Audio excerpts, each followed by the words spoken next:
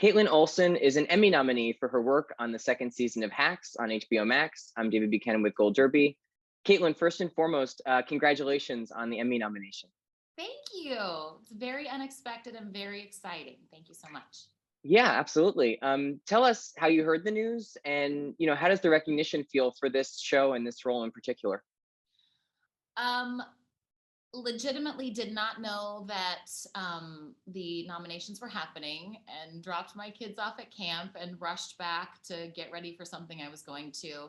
And Lucia Agnello and Paul Downs and Jen Statsky were FaceTiming me, and I thought it was an accident because we had a lunch meeting that was going to be happening in a couple of days. I thought they were like, I don't know what was going on, but I ignored it at first, and then they called back. I was like, "Are you guys okay?" They were like, "Congratulations!" And I was like, "Thank you for what?" I had no idea. And as they were explaining it to me, my phone started going crazy. So it was really nice that they broke the news to me. It was fun. And it's a huge honor, and I love the show, and I love Jean Smart so much, and it's such a special role. I love playing her daughter. I love that it's just such a great character that they wrote for me. I was so honored that they did that anyway, and then I get the chance to do this, and so to be recognized for it feels really special. Yeah, of course, I wanted to ask you about working with Gene Smart because over the two seasons, you've developed such a wonderful on-screen relationship. It's complex, it's funny, it's moving, it's got everything the audience could hope for. So, I just wanted to ask you about working with Gene, who's really, I think, at the top of her game in this role. Yeah, it's everything. I mean, certainly the connection that we've been able to make, that doesn't just happen. You have to have a really good scene partner, and whether she's on camera or off, she's giving me so much emotion, and she's such a professional. She has a theater background, and you can just tell when you're working with her. She's also such a generous actor. She's incredibly present and complimentary and warm and inviting and welcoming, which is really important when you're this is your show and you're welcoming a guest actor. It's just she doesn't have to be so lovely and kind, and she really really is. So it just set me at ease right away, and acting with her is it's a dream. Yeah, it really comes across on screen too. You submitted the episode, the season two premiere, "There Will Be Blood," for Emmy consideration. It's such a great episode in general, and for your character DJ in particular. So, just wanted to ask you, what about that one in particular stands out to you as really memorable and indicative of your best work? Um, well, it was. I just felt like this episode's great because it shows how broken she is and how nervous she is, how much she actually really loves her husband and cares about this family. And this isn't really like a passing thing because we've established that she has been either engaged a whole bunch of times or married. I don't know. But she's definitely a broken person who has a big, big heart and wants to be loved by her mom and be loved by her husband, and also wants to be able to give love. And I thought that, it's nice to be able to be loud and funny and scream at the UFC event, but also to be really vulnerable with the whole IVF stuff and wanting to be a mom and touching on that with Deborah because their relationship is so fraught and so broken. And I just think that's such an interesting combination, like being really funny and ridiculous, but also being able to have true emotion and be really struggling with things that I think are common for a lot of people. Relationships with your mother, whether they're good or they're bad, it's always a little tumultuous. And it's just, that was a fun one. Yeah, I think you've touched on exactly why it's so great. Because especially over the whole course of the two seasons, and in this one in particular, you've had a lot of character development. As you're saying, you still get to be so fun and a little over the top and immature, which is so exciting and hilarious to watch. But the character has a lot of depth and growth too. Just wanted to ask you about how you see the development of the character, especially as you're saying in this season. really committed to her relationship and her marriage, wanting to be a mother. That were you surprised where the character was going in season two? Yeah, I was. Because we really set up in season one that she starts a lot of projects and then bails on them, and I sort of took that to mean that she's trying to, or I created the idea that she's doing all this because she's just trying to get her mom's attention. Like ultimately, she just really wants her mom to love her and always has. And so that's why she, starts these new endeavors and she just wants her mom to be proud of her. So to be able in this season to still have that going on, but redirect the love and affection to a husband or a partner character, um, and to be able to take some ownership over her own life, I think is really interesting. And for me, it's fun that she doesn't really know how to do that, that she's sort of pretending to do it and taking it maybe way too seriously. She's not a military wife, but I think it's very funny that she equates being a UFC fighter's wife to a military wife.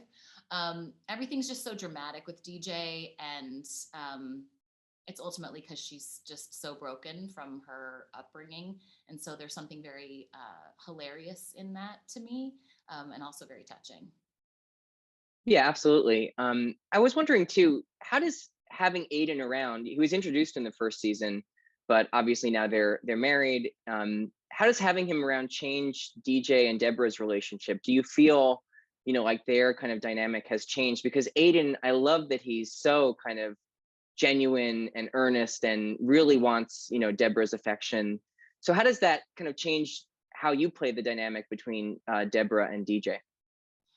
For me, I kind of felt like it took the pressure off of DJ for desperately wanting her attention. I think it feels nice for her that Aiden really wants it as well for different reasons, but I think she feels less lonely that he really wants her attention as well.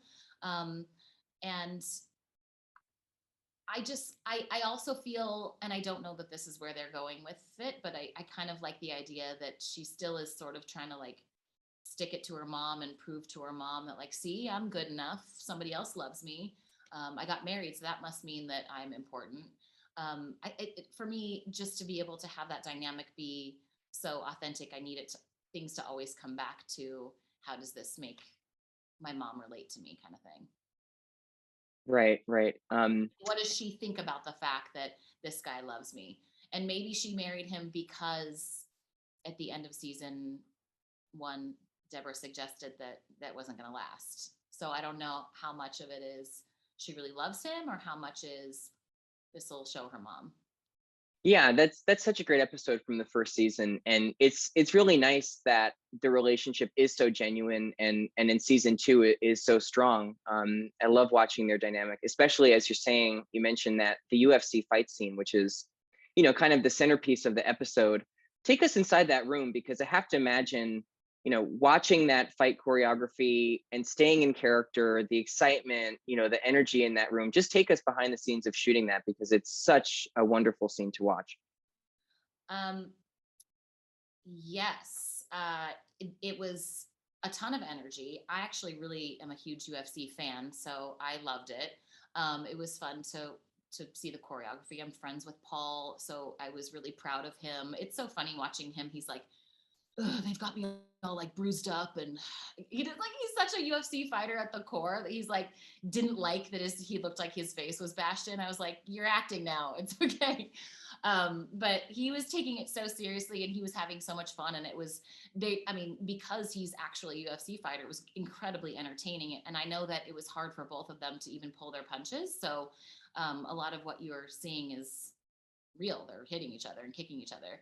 um, yeah, just the energy, you know, anytime you stand up and start screaming, like it does bring the energy back. And it seems to be what I do with all of my characters is stand up and scream. So I felt right at home. But it's just so fun to also watch Deborah take this personally and just go down there and get like crazy and loud and like monstrous with him. Yeah, absolutely. And you have such a great look for that scene too. Just wanted to know, how does like putting on DJ's wardrobe and her jewelry in particular, we know how important that is to her. How does putting Yes. that on help you find the character? Because that look in that scene is so great. I have to imagine it really, helps you kind of, get into DJ.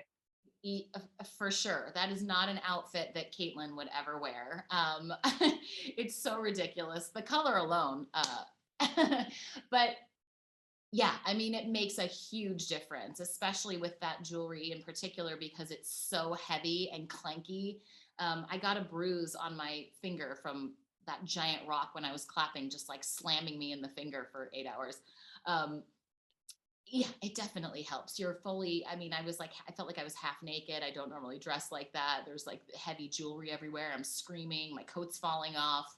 Um, but that's also great because she wanted to dress up for this. This is very important. She's the wife of this very important man. This is night's probably all about her. Um, and yeah, just all of those things put together, not just the great writing, but the clothes and the relationships and working with actors who are really good. The whole thing, it really is necessary for all that stuff to come together to make a great product. And I think a lot of people do take that for granted. The wardrobe is a huge, huge part of it. Yeah, and just the production design on that, the UFC scene too. I mean, every detail is just It's so, incredible. yeah, no question. You have a great scene at the end of the episode too, where Deborah comes to DJ and offers DJ and Aiden her house while she's on tour, because DJ, never had a proper home while Deborah was touring. It's, there's so many lovely moments like that throughout the series for the two of you. How do you feel like DJ receives those moments from Deborah? Because they are, even though she kind of quips about things, as she's making the gesture, it really is a heartfelt gesture. So how does DJ, respond to that kind of actual, care from Deborah? I imagine that it doesn't happen very often, or that historically it hasn't happened very often. I think that um, Deborah's also going through a journey this season where she's figuring out that she wasn't a great mom, and it's not just a comedy bit. She actually wasn't a great mom, and maybe she actually does have some remorse about that. And so, I like in all of those scenes to have or have DJ not take her seriously at first or not believe her, and then move into, okay, I'm uncomfortable with this actual affection because I'm not used to it. And so I think she wants to reject it right away. And like, I don't need you. I've got this. I'm a grown woman now. And then ultimately, at the heart of this character from the very beginning, the thing that I love the most is that she's like a middle aged, angsty teenager. So I love that it always comes back to, you just want your mommy's attention. And at the end of the day, her authenticity just breaks DJ down and takes her right back to being like a 14-year-old girl in a green room who just wants her mom to pay attention to her instead of her job. Yeah, that comes back in the season finale too. You have a lovely scene with Jean after Deborah gives her performance at the Palmetto, her new set, which DJ says was really hard to hear. I'm just, wondering from your perspective, what do you think that's like for DJ to hear this kind of unvarnished truth on stage? It's going out on QVC, it gets picked up by a network to air. How do you think that changes how DJ sees Deborah? Because she probably hadn't heard, all these stories, especially in that way before. I think that she is both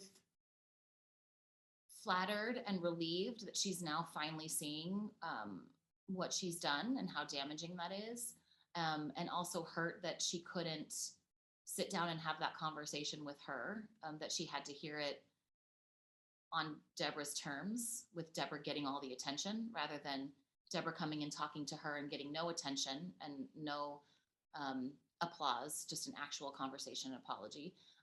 But then I think it always comes back to, she'll take whatever she can get. She hasn't had any of this before. So I think there's a lot of conflict there, which is, and she even says, like, you can talk to a therapist, that's an audience of one. I imagine she also feels like, you could talk to me, that's an audience of one. Um, I think also all of us sort of reach a point.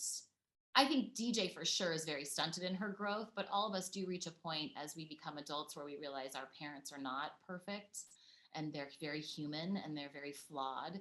And I remember that being very uncomfortable for me because I have an amazing relationship with my mom and dad, and they're my heroes, and they still are.